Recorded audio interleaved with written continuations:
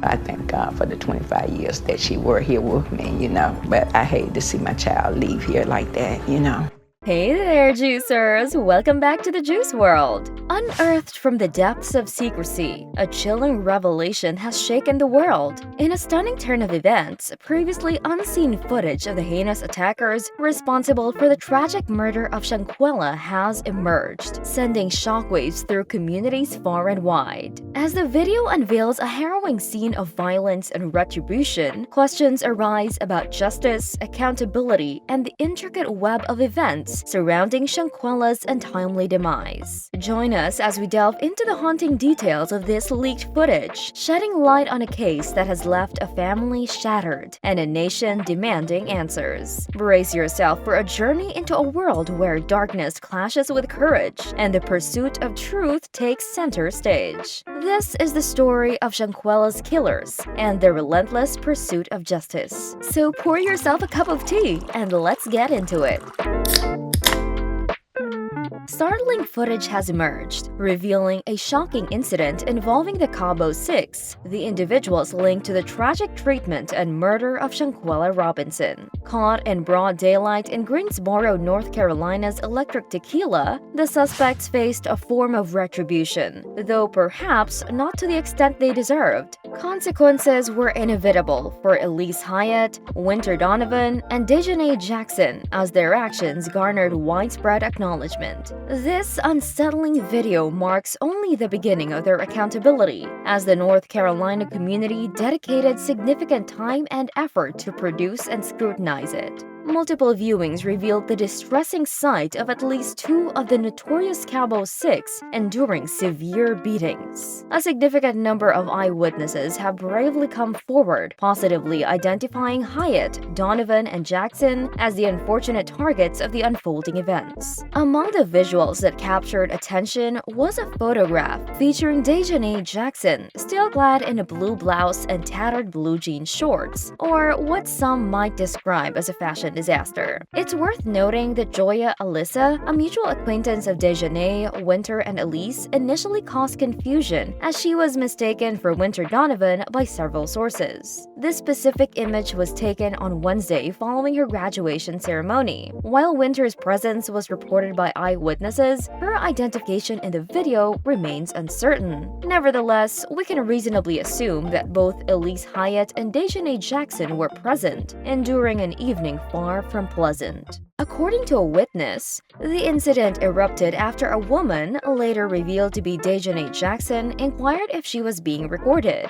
The lady adamantly responded no to Hyatt. However, once Hyatt left, the same woman's friend inquired about her identity, prompting the revelation of the individuals responsible for Shanquella's ordeal. As the night unfolded, tensions escalated, reaching a tipping point when the bar closed. The Cabo Six, deemed troublemakers, became the targets of a collective effort to teach them a lesson, with courageous individuals stepping forward to confront them. Despite the apparent delivery of justice, the journey towards closure for Shanquella Robinson's family has been riddled with hardships and setbacks. Their hopes were dashed when prosecutors declared that they would not proceed with filing charges in connection to Robinson's tragic death. This announcement came as a devastating blow, leaving the family grappling with the overwhelming weight of uncertainty. The United States Department of Justice defended its decision by asserting that it was based on a meticulous and comprehensive review of all available evidence, including the crucial autopsy report detailing the circumstances of Robinson's demise. However, they were quick to emphasize that the investigation itself was far from concluded, leaving a glimmer of possibility for future developments. In an attempt to provide solace and understanding, representatives from the Department of Justice personally met with Robinson's family. During these discussions, the results of the investigation were shared, offering some insights into the decision not to file charges. Additionally, the authorities expressed their willingness to re-evaluate the case should new information come to light, leaving a small window of hope for the family's quest for justice. Sue Ann Robinson, speaking on behalf of her grieving family, expressed a mix of disappointment and resilience in the face of this disheartening news. She revealed that the family's emotions now veer towards an overwhelming sense of bewilderment and confusion, with more unanswered questions than ever before. In an unexpected twist, Robinson vehemently denied the existence of a spinal cord injury, as indicated by the U.S. autopsy report, and instead asserted that the Mexican autopsy, which presumably offered a more thorough examination, painted a different picture. Comparisons were drawn to the highly publicized George Floyd trial, where perceptions were challenged and truth was often distorted. Robinson highlighted the frustration of being told that what they saw with their own eyes was not the reality being presented to them. It was a sentiment that struck a chord, as the parallels between the two cases became increasingly apparent. The tragic saga unfolded in the serene month of October, when a group of 7 individuals hailing from North Carolina embarked on a journey to the picturesque town of San Jose del Cabo, situated in the breathtaking Baja California Peninsula in Mexico.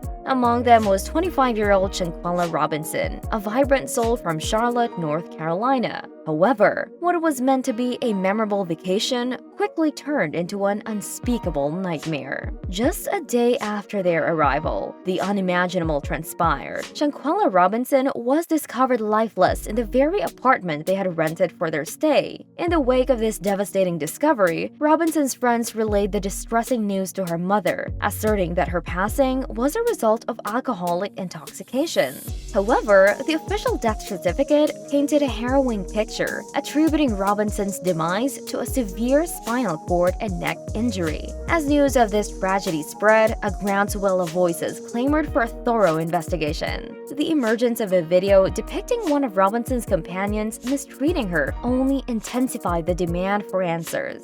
Despite assurances from Robinson's family and their legal counsel that the investigation had been diligently pursued and extradition proceedings meticulously followed, U.S. authorities remained conspicuously silent, leaving the grieving family in a state of profound frustration and anger. Adding to their anguish, the lack of discernible progress in apprehending their daughter's assailant compounded the family's sense of helplessness. Their hopes for swift justice were met with an unsettling void, leaving them grappling with the disheartening realization that the investigation had hit an impasse. In a press statement released by the U.S. Department of Justice, it was announced that no federal charges would be filed in connection with Robinson's tragic death. The decision was justified by citing the insufficiency of available evidence to substantiate a prosecution. This pronouncement further deepened the family's sorrow, as they struggled to comprehend the outcome of the investigation that had promised them solace. Reflecting upon the final moments they shared, Robinson's mother recounted their last conversation in an interview with CNN. It was a seemingly ordinary morning exchange, filled with laughter and joy. They expressed love and well wishes, blissfully unaware that it would be their final farewell. The memory of that conversation, frozen in time, now serves as a bittersweet reminder of the fleeting nature of life's precious moments. I thank God for the 25 years that she were here with me, but I hate to see my child leave here like that. The shocking and tragic death of Shanquella Robinson sent shockwaves through the community as distressing video footage of a brutal assault surfaced and quickly went viral. The graphic video depicted a horrifying scene where Robinson was thrown to the floor and repeatedly kicked and punched by her attacker. A voice in the background callously taunted her, questioning why she couldn't fight back. Initial reports from her friends claimed that Robinson had died from alcoholic intoxication, but her official death certificate told a different story. It revealed that the cause of death was listed as a spinal cord and neck injury, raising suspicions about the circumstances surrounding her passing. Investigators began delving deeper into the case, questioning the veracity of the initial claims. Further investigation unveiled a detailed police report that shed light on the tragic events leading up to Robinson's untimely demise. A doctor had been called to the vacation home where Robinson was staying, noting her stable vital signs but severe dehydration due to excessive alcohol consumption. The doctor recommended immediate hospitalization, but her companions insisted on caring for her at the holiday house. Tragically, the situation took a turn for the worse when Robin experienced a seizure. Paramedics were called and emergency measures were taken to resuscitate her. Despite their best efforts, Robinson passed away, devastating her loved ones and leaving many unanswered questions. The case took a significant turn when Baja California's Attorney General Daniel De La Rosa publicly announced that Robinson had been killed in a direct act of aggression, officially charging it as femicide. An arrest warrant was issued for one of Robinson's acquaintances, a U.S. citizen, though their identity was not immediately disclosed. The seriousness of the case escalated when the FBI became involved, collaborating with both Mexican and American authorities to investigate the matter. Talks of potential extradition were held and efforts were intensified to bring the perpetrator to justice. Robinson's grieving family, accompanied by renowned civil rights attorney Ben Crump and a group of dedicated activists, made a poignant trip to Washington, D.C. They expressed their deep disappointment with the slow progress of the investigation, highlighting the lack of arrests and the witnesses moving on with their lives. In their quest for justice, Robinson's family found solace in the unwavering support from the public, who were determined to ensure that those responsible for her death would never find peace. The public outcry demanded accountability and an end to such senseless acts of violence. In the midst of heartache and unanswered questions, the Robinson family grapples with the overwhelming weight of grief. Their journey towards justice for Shanquella's untimely departure continues, propelled by an unyielding determination to unveil the truth and find solace in the face of unbearable loss. If you like this video, don't forget to hit the like button and subscribe for all the Hollywood tea and drama. If there's juice to be had, you can count on Miss Juice to bring it to you.